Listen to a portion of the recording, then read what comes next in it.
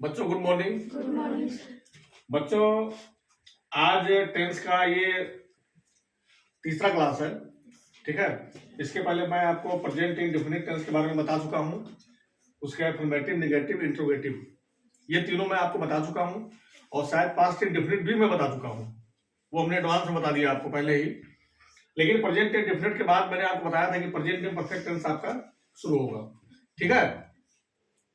तो देखिए present imperfect tense उस दिन मैंने आपको बताया था कि ट्रांसलेशन लगाने के लिए सबसे पहले आपको आवश्यकता है सेंटेंस को पहचानने की कि वो सेंटेंस किस टेंस का है, ठीक है।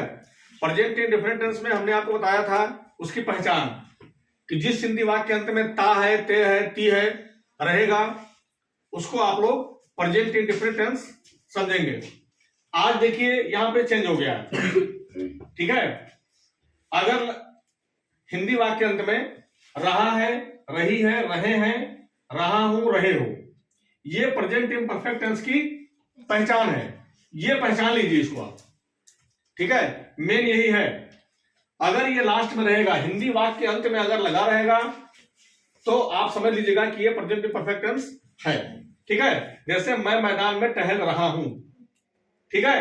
वह चाय पी रही है, वर्षा हो रही है, देखिए है ना लास्ट में रहा हूं, रही है यहां भी, ठीक है।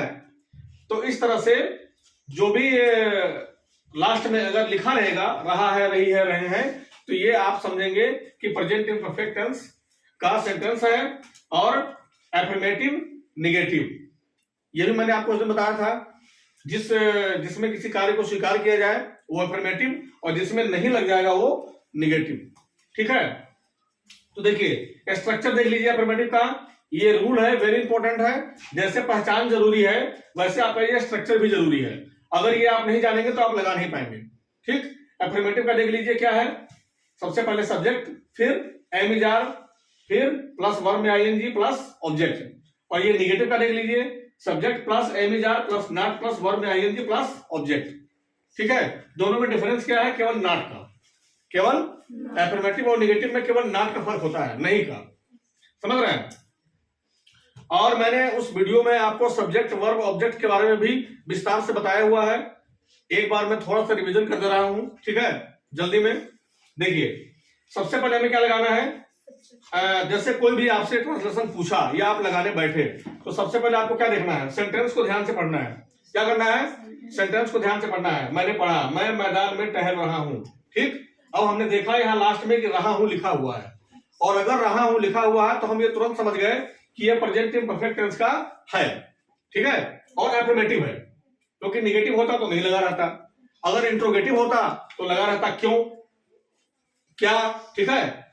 तो ये एफर्मेटिव है, समझ रहे हैं। तो सबसे पहले हमें क्या लिखना है, सब्जेक्ट। क्या लिखना है, subject.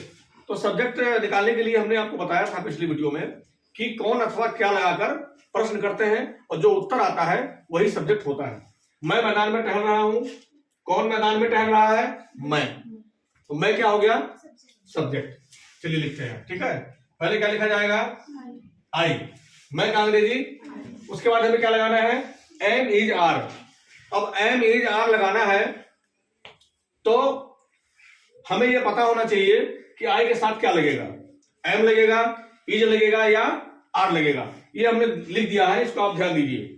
He, C, it and one name. अगर ही रहेगा सब्जेक्ट तो क्या लगाएंगे, इज लगाएंगे। अगर सी रहेगा तो इज लगाएंगे, इट रहेगा तो इज लगाएंगे। और अगर वन नेम रहेगा, वन नेम का मतलब अगर लिखा हुआ है सीता मैदान में टहल रही है तो इज लगेगा। अगर लिखा रहेगा सीता और गीता मैदान में टहल रहे हैं तो क्या लगेगा, आर लगेगा, ठीक है। केवल एक नाम जब रहेगा, यहां ले उमेश मैदान में टहल रहा है, एक नाम हो गया तो क्या लगेगा, इज। और एक से ज्यादा नाम अगर हो गया, उमेश और महेश मैदान में टहल रहे हैं तो क्या लगेगा, आर, ठीक है। तो एक नाम के लिए इज और एक से ज्यादा नाम के लिए आर। उसके अलावा दे, वी, यू एंड एक नाम से अधिक के साथ आर का प्रयोग, और आई के साथ हमेशा एम का प्रयोग होता है।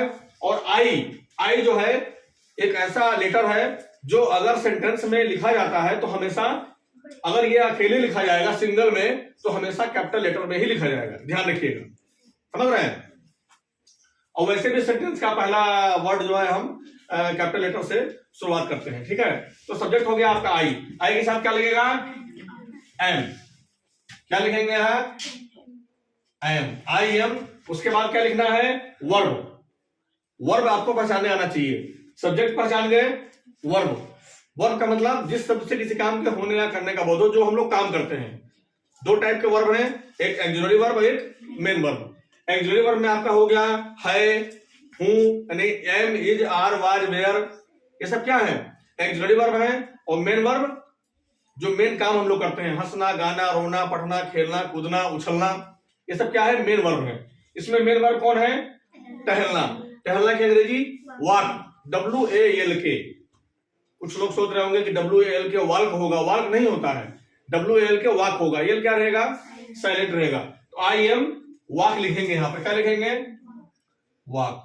लेकिन नियम में क्या कह रहा है कि हमें वर्ब में ING लगाना है। वर्ब लिखने के बाद क्या लगाना है, उसमें ING लगाना है। तो इसमें हम क्या करेंगे, ING लगा देंगे तो ये क्या बन जाएगा, वॉकिंग, आई एम वॉकिंग, मैदान में।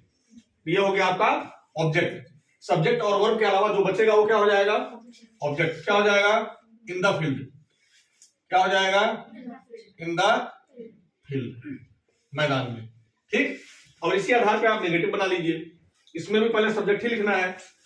सब्जेक्ट कौन है इसमें, आई, उसके बाद आई के साथ एम, बोलिए भाई, आई एम, फिर क्या लगाना है, नॉट लगाना है, फिर क्या लगाना है, वर्ब, वर्ब कौन है, वॉक, उसमें ING लगाना है तो वॉकिंग हो गया, आई एम नॉट वॉकिंग। उसके बाद ऑब्जेक्ट क्या हो गया, इन द फील्ड। समझ में आ रहा है, देखिए वह चाय पी रही है, ठीक। अब इसमें भी हमें पहले क्या लिखना है, सब्जेक्ट, सब्जेक्ट कौन चाय पी रही है, वह का अंग्रेजी सी होगा। कुछ लोग गलती से ही भी लिख देते हैं, जो कि नहीं लिखना चाहिए। ही का प्रयोग किसके लिए, लड़कों के लिए, और सी का प्रयोग लड़की के लिए। तो सी लिख दिए। अब वह चाय पी रही है, ध्यान दीजिएगा, बच्चे अक्सर गलती करते हैं। पीना का अंग्रेजी होता है ड्रिंक, क्या होता है, लेकिन ड्रिंक का प्रयोग हमेशा वाटर और वाइन के लिए किया जाता है, समझ रहे हैं। क्योंकि वाटर हम लोग पीते हैं पानी, तो ग्लास उठाए और पी गए। वाइन शराब लोग पीते हैं, ग्लास उठाए और पी गए। लेकिन चाय रखा हुआ है कि आप उठाएंगे और पी जाएंगे, तुरंत नहीं पी पाएंगे। इसीलिए चाय का स्वाद लिया जाता है, पिया नहीं जाता। क्या किया जाता है, स्वाद लिया जाता है। चाय गर्म लोग पीते हैं और चाय हमेशा चुस्की लेके पीते हैं, थोड़ा थोड़ा, ठीक है। इसीलिए चाय को पीना नहीं कहते, क्या कहते हैं, लेना। मैं चाय लेता हूं, यानी टेक, टेक मीन्स लेना। हमेशा ध्यान रखिएगा, चाय पिया नहीं जाता, चाय लिया जाता है, चुस्की। तो यहां क्या लगाएंगे, टेक, क्या लगाएंगे, टेक। वर्ब के लिए क्या लगाएंगे, टेक का प्रयोग करेंगे। लेकिन सब्जेक्ट आपका हो गया। अब सी के साथ क्या लगाना है, इज लगाना है। तो यहां क्या लिखेंगे, सी इज। वर्ब कौन है, टेक, TAK। अब ING लगा देंगे, ई हट जाएगा, ठीक है। क्या लगा देंगे, ING लगा देंगे तो ई हट जाएगा, सी इज टेकिंग। उसके बाद क्या लगाना है, ऑब्जेक्ट। तो क्या पी रही है, सब्जेक्ट और वर्ब के अलावा क्या बचा, चाय बचा। तो चाय क्या हो गया, ऑब्जेक्ट हो गया। टी क्या हो गया, ऑब्जेक्ट, ठीक। वह चाय पी रही है, सी इज टेकिंग टी। इसका नेगेटिव बनाइए, बहुत आसान है, बनाइए। पहले क्या हो जाएगा, सी हो जाएगा सब्जेक्ट, फिर सी के साथ इज, फिर नॉट लगा देंगे, फिर और वर्ब हो जाएगा आपका टेक, उसमें लगा देंगे ING। तो सी इज नॉट टेकिंग और टी। समझ आ रहा है। अब देखिए, she is not taking tea, वह चाय नहीं पी रही है, वर्षा हो रही है, ठीक। अब ये आप हमेशा ध्यान रखिएगा, दिन यानी कि डे, वेदर, इन सब चीजों के लिए हमेशा इट का प्रयोग होता है। किसका, इट का प्रयोग होता है। वर्षा हो रही है, यहां मौसम के बारे में बात हो रही है, तो वर्षा हो रही है तो क्या लगाएंगे, इट लगाएंगे। क्या लगाएंगे, इट लगाएंगे, ठीक है। तो क्या लिखेंगे यहां सब्जेक्ट में, इट। ये नहीं कि वर्षा हो जाएगा, सब्जेक्ट वर्षा नहीं होगा, नहीं आप लगा दो नियम के अनुसार क्या हो रही है तो वर्षा, आप लिख दो रेन, रॉन्ग हो जाएगा। ठीक है, इस तरह के सेंटेंस में सब्जेक्ट हमेशा इट होता है। क्या होता है? इट होता है। ये आप पढ़ा दूंगा आपको बाद में। ठीक है, तो यहां क्या लगेगा? इट लगेगा, इट लगा दिए, सब्जेक्ट हो गया इट। उसके बाद क्या लगाना है इट के साथ? देखिए हमने लिखा हुआ है इट के साथ क्या लगाना है? इज। तो क्या हो जाएगा? It is. उसके बाद वर्ब कौन है? वर्षा होना, तो रेनिंग, रेनिंग क्या हो जाएगा? Raining, RAINING।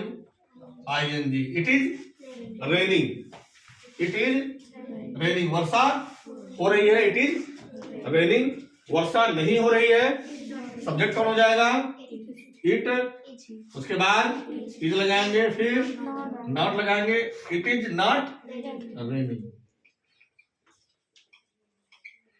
ठीक है, तो ये है आपका अफर्मेटिव और नेगेटिव। ठीक है, प्रेजेंट इम्परफेक्ट टेंस का अफर्मेटिव और नेगेटिव। और ये मत समझिएगा कि ये वीडियो आपने देख लिया, ये क्लास आपने अटेंड कर लिया और आपका ये कंप्लीट हो गया, ऐसी बात नहीं है। आपको 2-3 चीजों का विशेष ध्यान रखना है। अगर आप अच्छा विद्यार्थी बनना चाहते हैं और इंटेलिजेंट बनना चाहते हैं इंग्लिश में, तो आपको 2-3 चीजों का विशेष ध्यान रखना है। पहला स्ट्रक्चर, दूसरा एम इज आर का प्रयोग, इसकी पहचान, ये सब रूल्स जितने भी है इसको आप एकदम कंठस्थ कर लेंगे। और उसके बाद जो भी आपका बुक होगा, ठीक है, कहीं ना कहीं आप पढ़ते होंगे, आपके पास बुक होगा ट्रांसलेशन का, उसको आप किताब खोलिएगा और खोलने के बाद प्रेजेंट इम्परफेक्ट टेंस आप निकालेंगे। निकालने के बाद उसमें जो भी वर्ड मीनिंग होगा, ठीक है, जैसे हिंदी लिखा हुआ है, ठीक है, उसमें लेसन होगा और ढेर सारा ट्रांसलेशन लिखा होगा। उसमें जितने भी वर्ड होंगे हिंदी के, उसकी अंग्रेजी आप कहीं से भी ढूंढ के लिख लीजिएगा, उसको याद कर लीजिएगा, समझ रहे हैं। और उसके बाद वर्ब के रूप, वर्ब के वैसे मेन वर्ब के 5 रूप होते हैं, ठीक है, लेकिन आप आईएनजी तो आराम से लगा लोगे, आपको दिक्कत नहीं है।